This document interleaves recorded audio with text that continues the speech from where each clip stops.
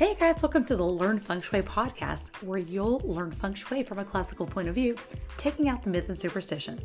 So if you're interested in learning Feng Shui, Chinese astrology, all things Chinese metaphysics, as well as the superstitions and myths that connect it all, you'll enjoy learning Feng Shui with me. Hey guys, welcome to today's episode, June Energy Update. Hey guys, welcome to today's episode, June Energy Update for 2024. I'm Candace Berlinga, your certified Feng Shui practitioner, answering your Feng Shui questions. I'm also a red ribbon professional with the International Feng Shui Guild, and I love the Feng Shui Guild. So welcome to today's episode. Into June, we're already halfway through the year. Kind of crazy here. I really can't believe it's already summertime, and the month of the metal horse is coming up. By the time you listen to this, we'll be in full swing here for the next couple days.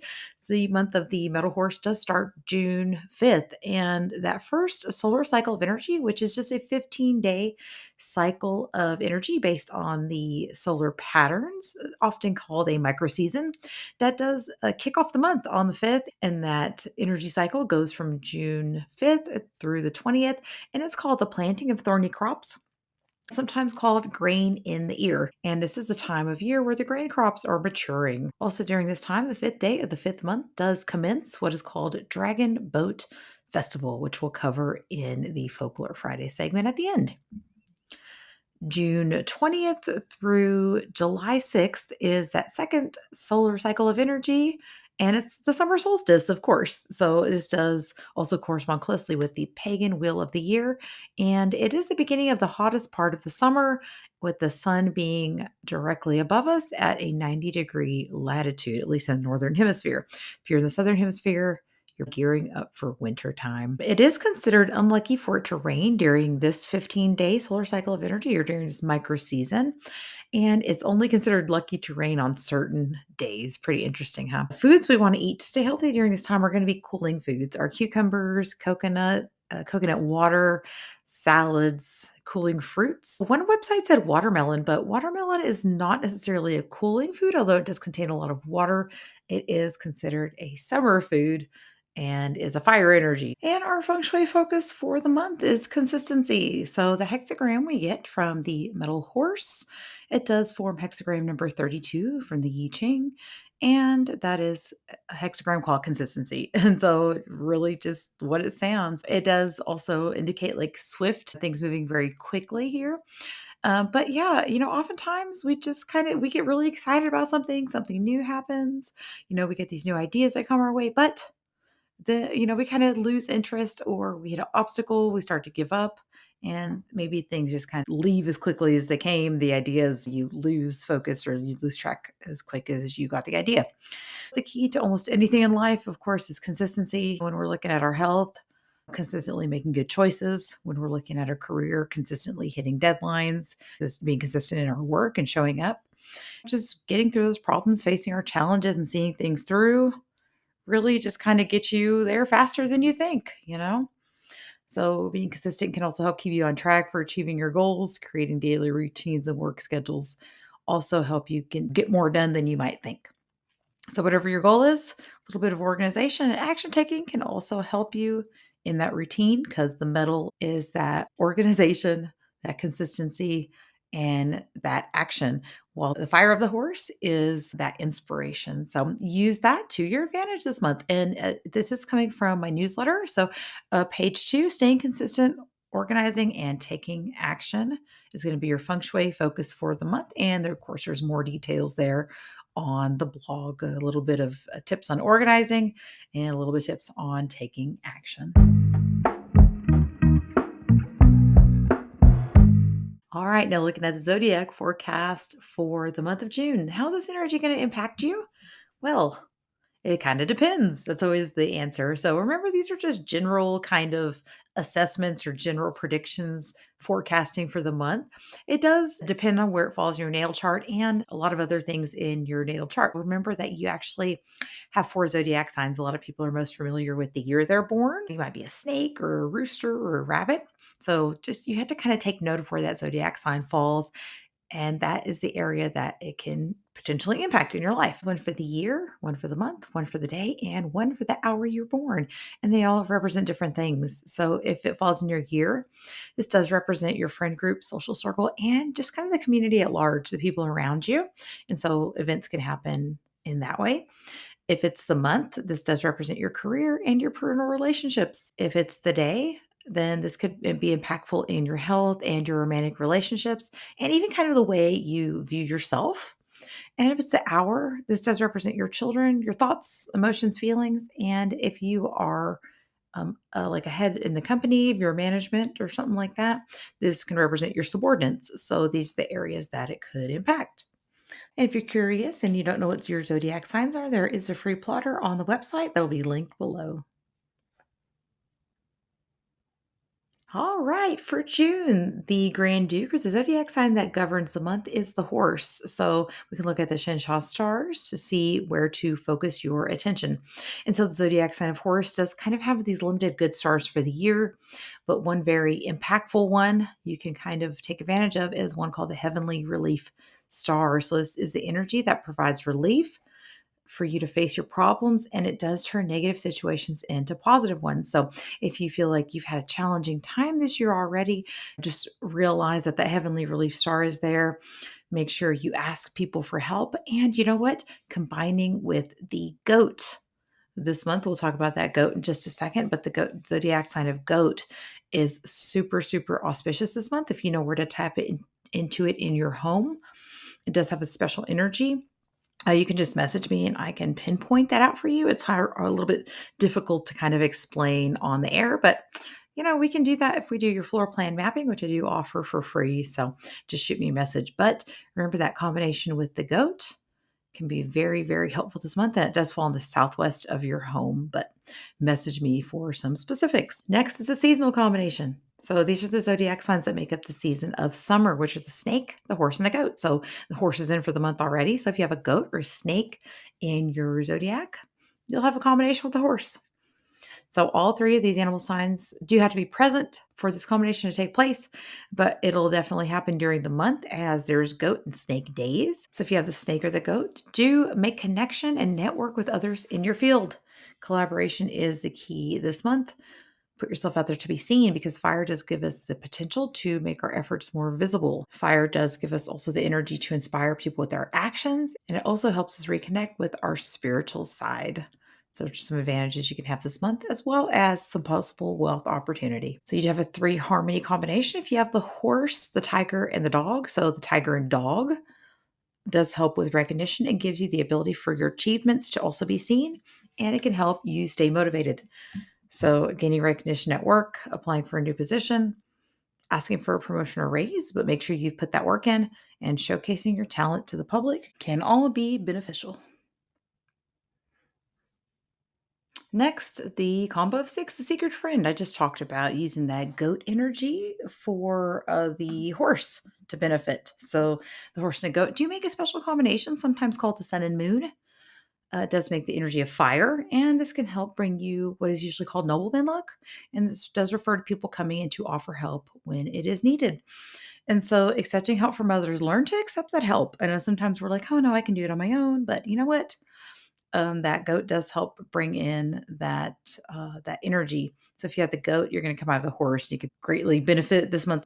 But also, sometimes we have to be helpful and aid others. We can't always take. We got to give a little bit back. And so, make sure you sometimes are also the nobleman to people.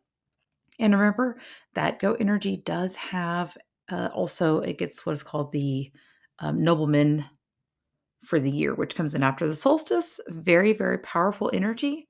And so locating the southwest where the goat is in your house this month, hint, hint, can be super impactful, especially after the summer solstice. So the energy that clashes for this month, this is going to be the rat.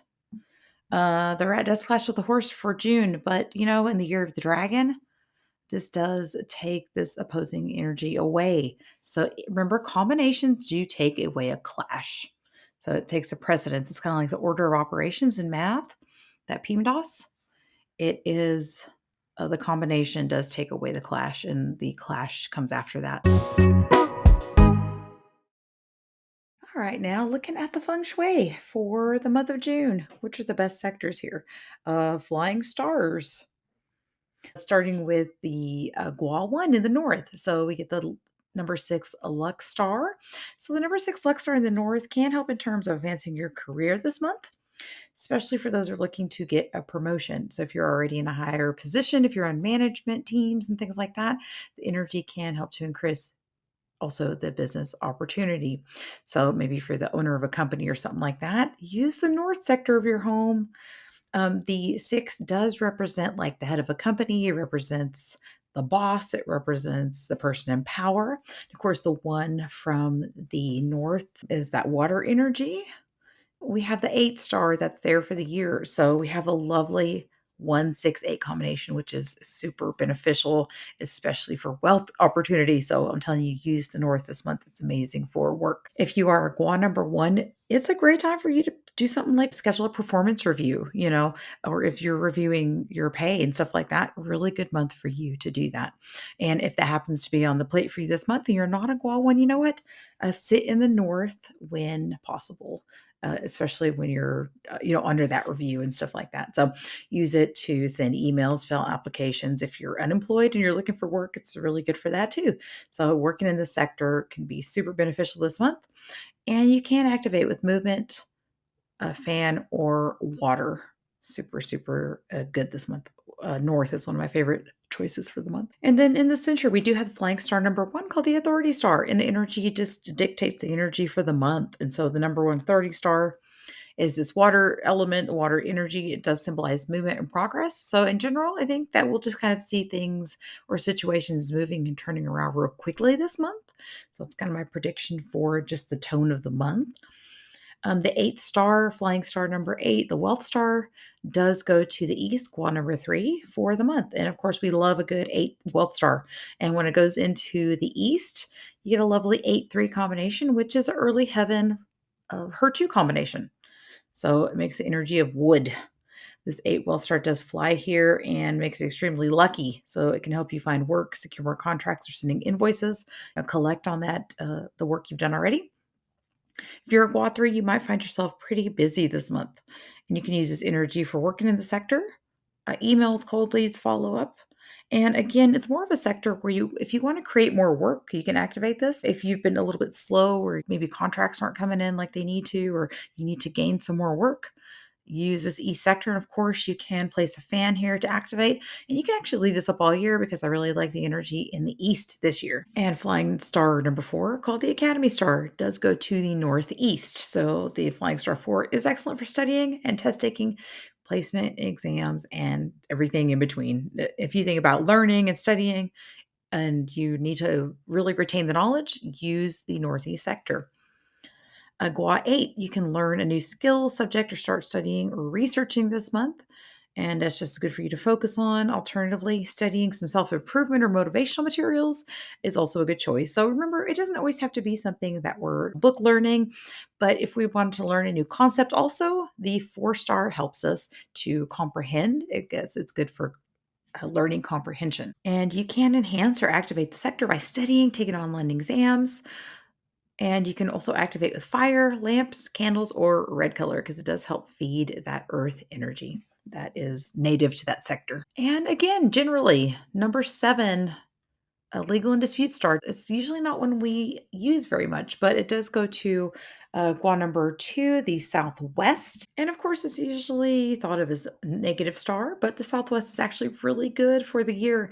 And in the month of June, again, after the 20th, I can't say this enough and give you enough hints, but it does receive this nobleman energy, bringing in people into your life to help you in time of need. If you have been needing aid, if you need some sort of relief, activate the Southwest, specifically where the goat energy is in Southwest 1. Message me if you need help, okay? If you are a Guatu dude, just be a bit cautious of skin-related outbreaks and respiratory issues because there is the 9 star there for the year, and that 7-9 combination does kind of indicate, like if you get cold sores, stuff like that, it does kind of represent there could be an outbreak of something like that.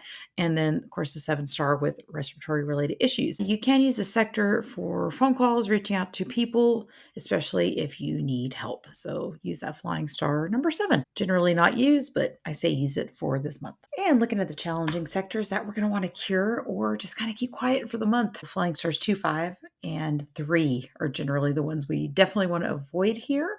So flying star number 2, illness star, does go to the northwest. The flying star is actually contained a little bit with the metal from the Northwest Palace, so not too worrisome there.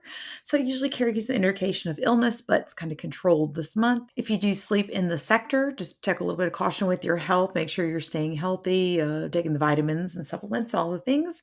If you're a Gua 6 or, again, have a bedroom in that sector, or if it's at your front door. You can mitigate it by placing maybe a saltwater cure, but it's not necessarily required for the sector for the month. Just kind of keep it quiet and place either your gourd, your Wooloo gourd, or your saltwater cure if you feel like you need to. Going to the west, flying star number 3, called the quarrelsome star. It does land in the Gua 7. So flying star 3 can cause disagreements or arguments stemming from the need to be right. Argument for argument's sake, I guess. In the West, it can cause a argument turning into legal action. So we want to make sure we avoid that, especially with that 5-star being there also for the year. We're going to, just, you don't have to be right all the time. Okay. Sometimes we can just let things go. So Gua number 7, that's my advice to you. Just let go of that need to be right. And you can just mitigate it by, you can keep that saltwater cure there because it does have the 5 there for the year, but just practicing some self-awareness. Sometimes action works better than an item. I know, especially when we're talking about like Batsa, the zodiac signs. Most of the time, it's really just going to be those actions that are more impactful than placing a cure or trying to add some kind of charm, The energy's there. We just need the self-awareness. All right. Flying star number 5, disaster star, does go to Gua 9 in the south. It can be a little bit aggressive in some sectors, and with that fire of the south feeding that earth of the 5-star, it can spell trouble and cause things like accidents, maybe a little bit of legal trouble because that 7-star is there for the year. So avoid having discussions in the sector. Again, just kind of the Gua 9 for the year. Those mother-daughter relationships may be a little bit challenging, a little bit strained. Just give each other some space this month if this happens to be the case, Keep the sector quiet. And you can place a salt cure here if this is your bedroom. So avoiding arguments in the sector, obviously, is also encouraged. Keep it quiet. And we generally regard the flying star 9 as lucky and auspicious, but this month it does go to the southeast. And remember, the southeast does have that energy, the 2-star for the year, and it has that Grand Duke energy. And so it's just an area we're going to keep quiet. Again, it could kind of increase that illness energy, especially if your bedroom's here. While number 4 is your actions may be scrutinized a little bit more this month because 9 does also create visibility. Sometimes it could indicate maybe you have a medical issue that is made more visible. So if you have some medical issues, go get that checked out. It could be underlying health issue. Make good decisions and you get good results is always my kind of advice whenever you're more visible or more seen. And you can enhance it or mitigate it rather by putting a salt cure, especially if your bedroom's here. And, just avoid using the sector if at all possible this month. And really just for the year. Southeast is not where it's at this year, unfortunately. And looking at our no renovation sectors for the month. Of course, we have our yearly ones. You can see that graphic on the website in the newsletter. But for the month, we're going to want to avoid for sure the south. It has both the 5 yellow for the month, and it does have that Grand Duke where the horse is at. Southeast and southwest are no renovation sectors. Southwest, that doesn't mean you can't activate it. It means you shouldn't do renovations. And the north, it's going to be the month breaker or the soy po for the month of June. So avoid renovations. And remember, renovations can be done in some sectors using date and time selection. that would be specific to your home. So please shoot me a message if you're thinking about doing renovations in one of these sectors that's noted to be a negative or no renovation sector for the month. All right, guys, do remember that this information comes off my monthly newsletter. So go to the website, check that out. And again, if you want to check your zodiac sign, calculate your birth date out, that's also available on the website at learnfengshui.com, learn, FENGSHUI.com. Let's go ahead and go to the Dragon Boat Festival and why it's celebrated.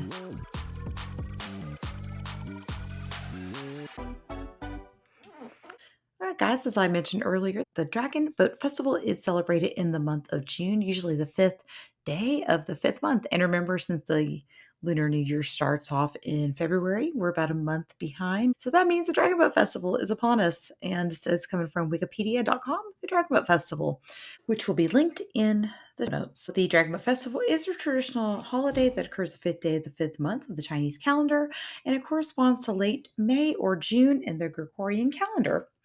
It is a holiday that commemorates Qu Yuan, who was a beloved prime minister from the Chinese southern state of Chu during the Warring States period from 600 BC to 200 BC. And it's celebrated by holding dragon boat races and eating sticky dumplings called zongzi, which were southern Chinese traditions. Dragon Boat Festival integrates praying for good luck and taking a respite from the summer heat. The origin for the story does say that in the 5th lunar month, it's considered an unlucky and poisonous month, and the 5th day of the 5th month is especially so.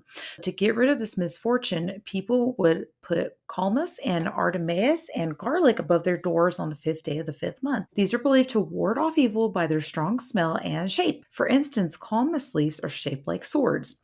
Venomous animals were also said to appear starting from the 5th day of the 5th month, such as snakes, centipedes, and scorpions. So people also supposedly get sick easily after this day. Therefore, during this Dragon Boat Festival, people try to avoid the bad luck.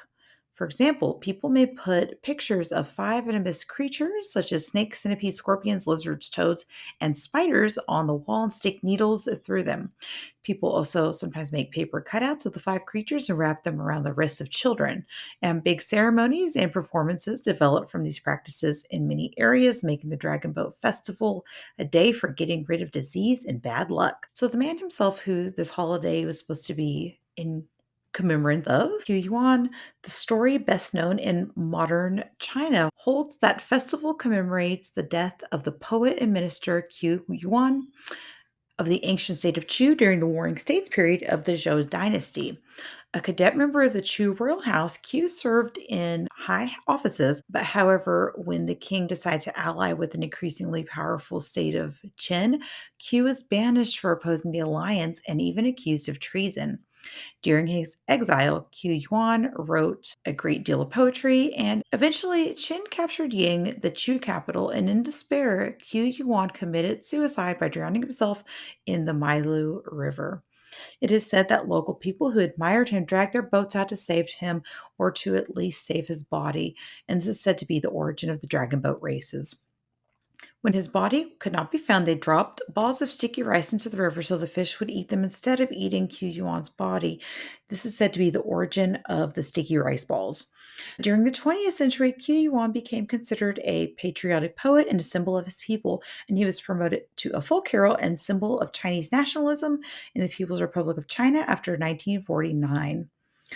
Another origin story does say that the festival commemorates Wu Zishu, who was a statesman of the kingdom of Wu, and that a beautiful woman was sent by another king and was much loved by this king of Wu. And after seeing a dangerous plot unfold, the king actually became angry at his remark and was forced to commit suicide. It said his body was thrown into the river on the 5th day of the 5th month, and after his death, that Wu Zishu is remembered during the Dragon Boat Festival. So, of course, we don't really know if these stories are true or what the origins of them, but I think they all have a little bit of truth in them. So, some modern research does suggest that the stories of Qu Yuan or Wu Zishu were superimposed over a pre-existing holiday tradition, and the promotion of these stories may have been encouraged by Confucian scholars seeking to legitimize and strengthen the influence in China. The relationship between the sticky rice and Qu Yuan and the festivals first appeared during the early Han Dynasty. The stories of both Qu Yuan and Wu Zushi were recorded and completed around 187 to 393 after their respective events because the historian wanted to praise both of these characters. According to historians, the holidays originated as a celebration of agriculture, fertility, and rice growing in southern China. And recently in 1952, an American sociologist wrote that it was more widely celebrated in southern China than in the north. And another theory is that the Dragon Boat Festival actually originated from dragon worship. It does say here that support is drawn from two key traditions of the festival, the tradition of both the dragon boat racing and the sticky rice. This here, the food may have originally represented an offering to the Dragon King, and the dragon boat racing naturally reflected its reverence for the dragon and an active yang energy associated with it. And of course, in Asian cultures, the dragon actually comes from the water, not like here in the West where we associate it with the fire. Another suggestion is that the festival celebrated a widespread feature of Asian agrarian societies and the harvest of winter wheat. Offerings were regularly made to deities and spirits at such time, and it kind of theorizes here as interactions between different regions increased, these similar festivals eventually merged into one holiday. It does say here, that date kind of changed. It says in early 20th century, the Dragon Boat Festival was observed from the 1st to the 5th days in the 5th month, so it's kind of changed maybe a little bit. And here in modern times, the festival is long marked as cultural festival in China and a public holiday. So it is officially a public holiday. And activities they do is dragon boat racing. Foods eaten during this time is going to be those zongzi or those Chinese rice dumplings, sticky dumplings. Foods related to the number 5. So it says Wu in the name Don Wu has a pronunciation similar to that of number 5 in multiple Chinese dialects. And thus the regions have traditions of eating food that's related to the number 5. So they'll maybe eat something. It says here a tradition of having a congee made from 5 different beans. Realgar wine, it says here that it's a Chinese alcoholic drink made from Chinese liquors. And it's usually associated as a pesticide. I mean, it is safe to drink though, but it says a common antidote for disease and venom. On the Dragon Boat Festival, it says that they will smear parts of the children's faces to repel those 5 venomous creatures we talked about earlier. In some parts of China, children especially will wear silk ribbons or threads of 5 colors, which will be blue, red, yellow, white, and black, representing the 5 elements on the day of the Dragon Boat Festival. And people believe that it does keep evil away. Other common activities include hanging up icons of a mythical guardian, hanging mungwort and calamus, and taking long walks or wearing perfumed medicine bags because remember, it's supposed to chase away disease. And one last thing to note here, the sun is considered to be at its strongest around the time of the summer solstice, and the daylight in the northern hemisphere is at the longest time. The sun, like the Chinese dragon, traditionally represents masculine energy, whereas the moon, like the phoenix, represents the feminine energy. And the summer solstice is considered the annual peak of male energy, while the winter solstice and the longest night of the year does represent the annual peak of feminine energy. So this masculine image of the dragon has thus become associated with the Dragon Boat Festival. All right, guys, hope you really enjoyed today's episode, Energy Update. Don't forget to go to the website to check out that newsletter. I do work hard on it every month, and this month it does include lucky dates. So that'll be up on the website at learnfengshui.com, FENGSHUI.com, guys. Go check that out, and I'll catch you guys next week. We're going to talk about Feng Shui for weddings. It is wedding season, guys. All right, catch you guys next week. For a free energy mapping of your floor plan, please check the link in the show notes. To support today's podcast, go to learnfengshui.com, sign up for emails, leave a review, and share with your family and friends.